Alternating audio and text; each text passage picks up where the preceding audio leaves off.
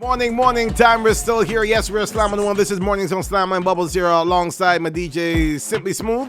And guess what, guys? We can have some tourism talk right now. I gotta say good morning to Javon Griffith. Javon, good morning. Hi, good morning. How are you doing today, sir? Yeah, today's going pretty well so far. Good. Had your coffee, had your breakfast, ready for a nice day dealing with whatever you have to deal with today? Yeah, preparing for another cracking day in the industry. You sound very excited. All right, listen. Now, for those who don't know, Javon, you are the former Minister of Tourism, right? Junior Minister of Tourism, sorry. Well, listen, maybe I'm putting it in the universe. We'll see how it goes, all right? Now, tell me, first of all, what's the role of a junior Minister of Tourism right now? How was it for you? All right, so basically the Junior Minister of Tourism program was conceptualized by the Ministry of Tourism many years ago. To be able to select a candidate to represent Barbados at the Caribbean Tourism Organization's annual tourism conference, which is normally held in a different Caribbean island each year, as it was. At that conference, there is a Tourism Youth Congress, where there's a junior minister from most of the CTC member states. And that was perhaps the highlight of the year. In my year, we attended that conference in Aruba.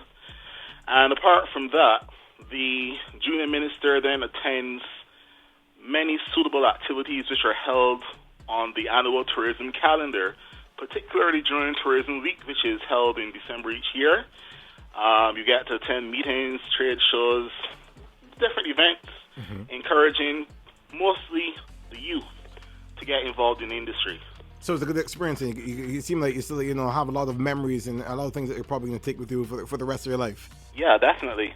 Now, when you hear tourism, all right, usually everyone just thinks of tourists coming in from the cold, spending a few weeks in Barbados just to chill out on the beach and get a little rum punch, over the case maybe jump on a jet ski or two.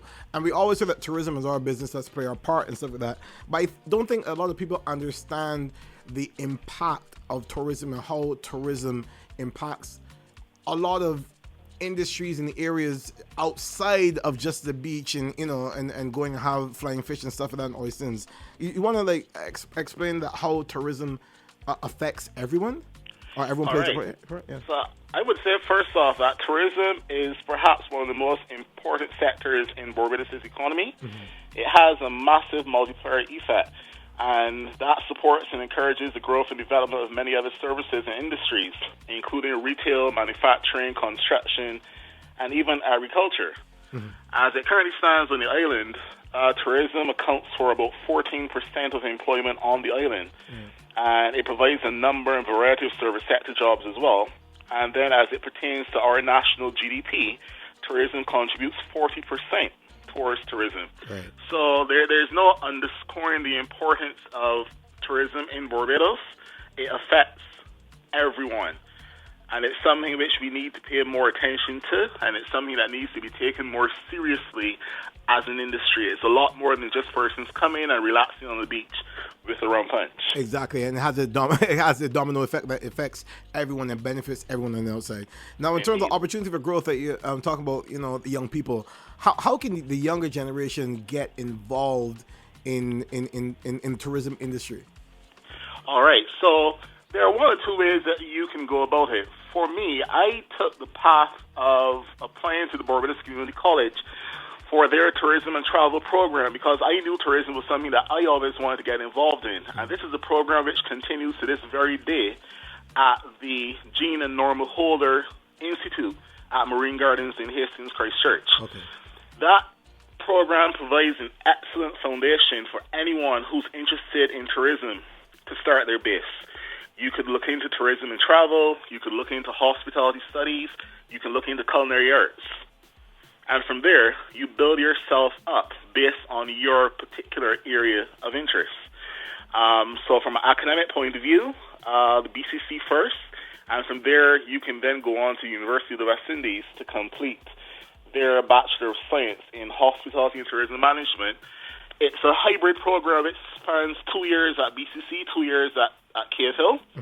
And within 4 years, then you have your bachelor's degree. And from there, you can either be looking into the workforce or continuing on with further studies. So we can see it's just not that, like a mono. There are a lot of other subdivisions that are under just, tourism and just seeing tourists and coming in. Like we are going to say, go to the beach and have a rum punch. They're Exactly. more than that. Yeah. All right, Exactly. now, so we got the background of everything going on, just to making sure that everyone's aware and understands the importance of tourism.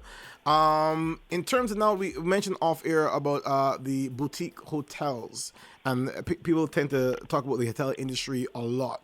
What's going on with the boutique hotels? Right. So the boutique hotels sector is one which is very near and dear to my heart. That's a particular area I've been involved in for the last 16 years. Wow. Okay. All right. So I came into the industry when I was 18 years old, simply because I needed to do an internship for 4 weeks as part of my associate degree in tourism and travel. And the first place I thought of is a boutique hotel literally 5 minutes away from my home called Little Good Harbor. Right. So I sent an application there, and the owner gave me a phone call, and within a week I was working as a waiter at their fish pot restaurant. Wow. And this dates back to 2005. So that's where it all started for me. With the boutique hotels, what makes them very unique and special is that we know all of our guests intimately.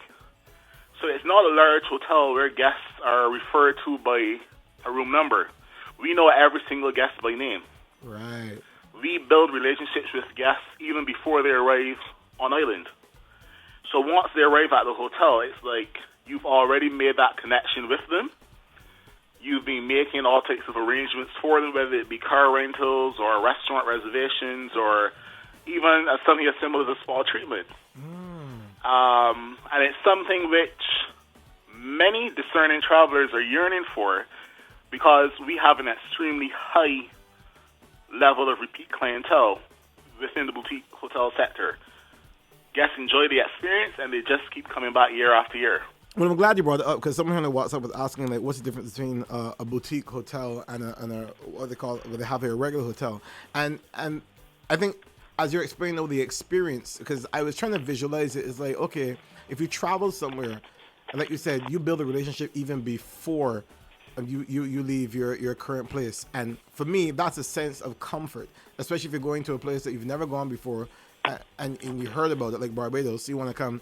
The mere fact that I have built a relationship already before I even left, I'm feeling a bit more comfortable. And then, like you said, you're not just saying, hi, Mr. 704, room number. You're like, hi, Mr. Marshall, how you doing? So that is a wonderful experience, man. So I'm assuming that you've met a lot of friends and still have friends after being in this boutique hotel. Yeah, so I mean, after being in this industry for 16 years, yeah, I have personally made friends all across the world. I mean, from Brazil in the south to Canada up north, as far away as Switzerland and Sweden. And these are clients who continue to patronize our hotels year after year. Nice. I like that. Yeah, it is a very great niche to be involved in. The other thing as well, with boutique hotels, I mean, they're somewhere in the middle offering great amenities with a more reasonable price range. And the other thing, of course, is that boutique hotels have a very nice artistic style to them. We take more care and attention in terms of our design, layout of rooms. So, like, our hotel rooms are all suites. Right. And it's not like your conventional hotel room. Like for us, for example, at Little Good Harbor, our signature suites are one-bedroom garden suites, which are basically duplexes. So you have a living room area and a full kitchen. You have bathroom and bedroom upstairs, but it's not a 20 by 20 room with one door. Right. You get what I'm saying? Yeah, because that's how we used to travel back in the days. Like, you go to a hotel, because to me, it's just that one room, you know what I mean? But no, I think people are actually having different experiences and they want different experiences. Like for me, I like to know when I travel, I like to know it seems like a home away from home. And that's what I personally like. And what you describe right now is that comfort level and experience that I think a lot of people are actually leaning towards nowadays. Exactly. Yeah, that is the experience that the boutique hotel provides, and there's so many people around the world who are looking for that exact experience in Barbados. Yeah, because there's some places that I travel to, like in Canada, and when I go, they know me by name right now. So it's like, yo, I'm coming in again for 2 weeks to KSB, have my room. So it just seems like you're calling a cousin over abroad. Hey, Javon, what's up? Listen, I'm coming in. What you gonna do? It makes you feel a whole lot comfortable. Exactly. That is the precise relationship which we have with our guests. For young ones on the outside who want to get into the boutique hotel, is there room for people to get involved inside the boutique hotels? Yeah, there's definitely always room for persons to get involved. I mean, just as recently as August, I mean, we had several vacancies out for positions such as waiters, bartenders, restaurant supervisor, executive chef, positions at all levels. So there are always vacancies out there being published either on social media or in the newspapers. So there's always an entry point to get in, particularly at this time of the year when we are approaching the busy winter season, which starts December 15th. Right. Yeah, that's always one of the best times to enter the industry, particularly in the boutique hotels. Yeah, all right. Like, listen, Javon, we're going to jam out 1-2 tracks right now. I want to give people on the outside a chance to message in any questions, and then we're going to come back to you, okay?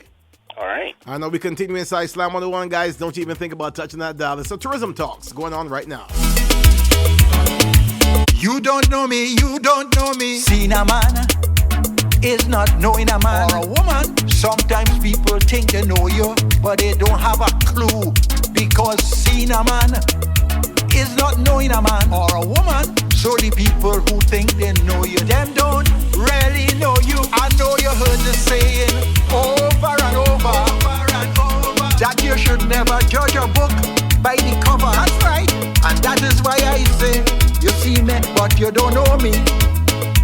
You don't know me. You don't know me. Hey, seen a man is not seen a man. You don't know me, you don't know me. Knowing a man is not knowing a man. You don't know me, you don't know me. Seen a man is not knowing a man or a woman. You don't know me. You don't know me. Quick to pass judgment and point your finger.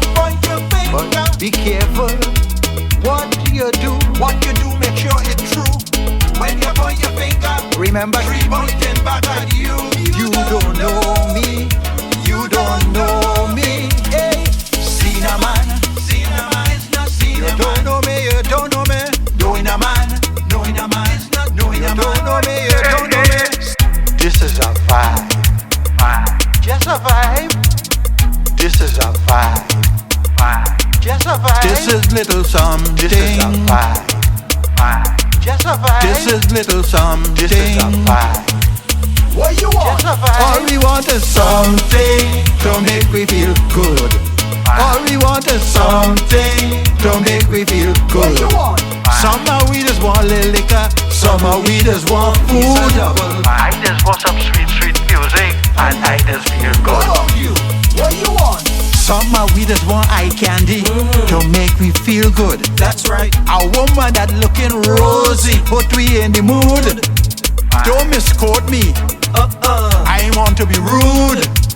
All I want is something to make me feel good. What you want? Something to make me feel good. All we want is something to make me feel good. What you want? Somehow we just want a little liquor. Somehow we just want food. I just want some sweet, sweet music, and I just feel good. It's Just a Vibe. Foreigner Frank alongside Ramel. It's called Just a Vibe. That's what's going on right now. We're still having some tourism talks.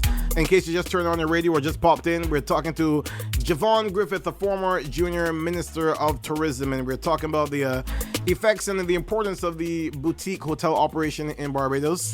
And let's chat a little bit about. Okay, first of all, I want to know what. Okay, no, let's deal with that after. Let's deal with what's going on right now, Javon. I mean, it's COVID times right now. How are you guys operating and dealing with the current situation in the world right now? Right, so COVID has no doubt thrown us an absolute curveball in terms of our operations. So we have 2 boutique properties, one being Little Good Harbor, the other one being the Atlantis Historic Inn over in Tent Bay, St. Joseph. And I distinctly remember just after Barbados got its first COVID case, we were one of the first properties to shut down last year. Okay. And that was on the 31st of March. And we never reopened until the first week of December 2020. Wow.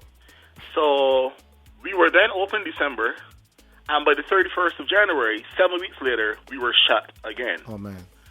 So that sent an absolute curveball to our staff, to our suppliers, to our guests. No one saw this coming. No one saw this coming, no. No one saw it coming. So we actually only just reopened the East Coast property on October 22nd with the restaurant and the hotel back to regular service.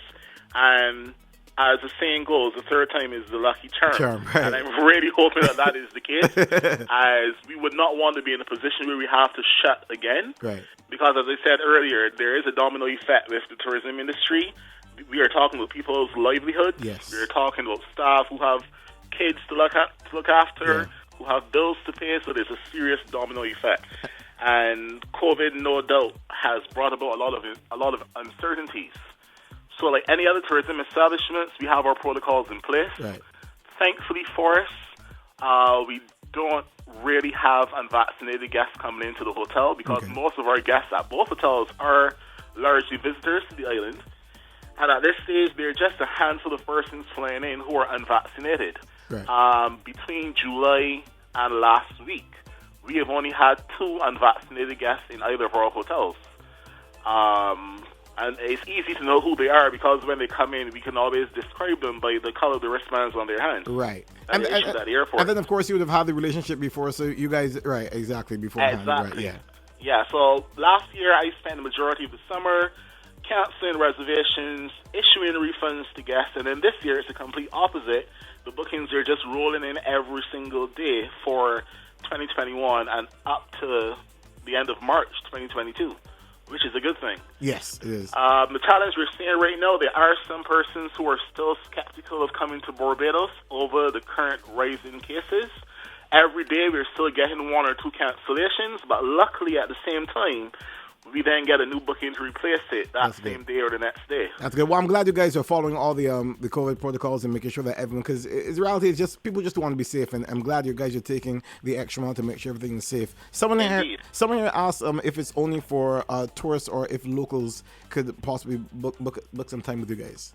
Yeah, so locals are welcomed at both of our hotels. We have incredible staycation deals running at both properties. Good, book me in. Simply can get time off simply. So they can give us a call at either property. Locals are fully welcome both in our restaurants and the hotels. My boss said they can only get weekends. Okay, listen. Now you mentioned restaurants. How are the restaurant operations going? Yeah, the restaurant operation is going extremely well. With the advent of the curfew, we got quite creative at both of our hotels, and we started offering all-day dining. So pre-COVID, we would have a lunch session from 12 to 3:30, and then we would have a dinner session from 5:30 to 9:30. Right. So what we're doing now is having all-day dining from 12 p.m. to 8 p.m. I love that, all-day dining. I love that. Yeah, so you can actually walk into our restaurants at any point in time during the day and get a meal. Well, good. I finish at 10 o'clock. I think I head over there and finish at 10 o'clock. All day. I like that. Listen, before we go, I want to know one of your, because you've been in the industry for like 16 years or so right now, right? Mm-hmm. What's probably one of the most memorable times you had? It could be with a guest. It could be with your co-workers. What's one of the most memorable times that you had working? Let's see. I mean, in Barbados, I would probably say it was one day I was at work at our East Coast property, and one of our longtime repeat guests was heading back to Toronto, and the taxi came to pick them up. And when I went to shut their room up, I noticed that their hand luggage was still in the seat. Wow.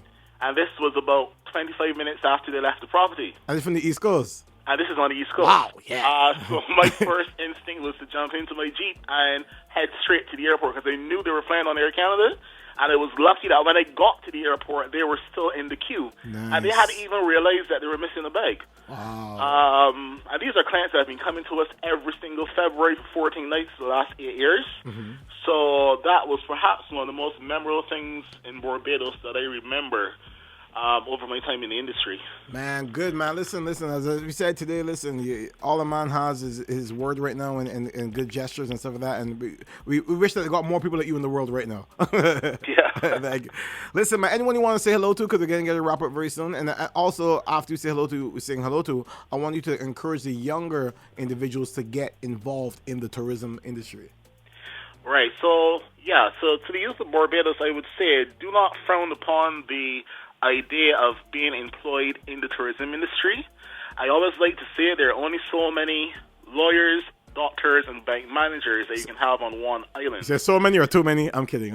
Yeah, there's just so many. We we have still over 5,000 rooms, hotel rooms in Barbados. The BHTA itself has over 350 members, which spread across accommodation providers. There are airlines, there are car rentals, direct tourism services.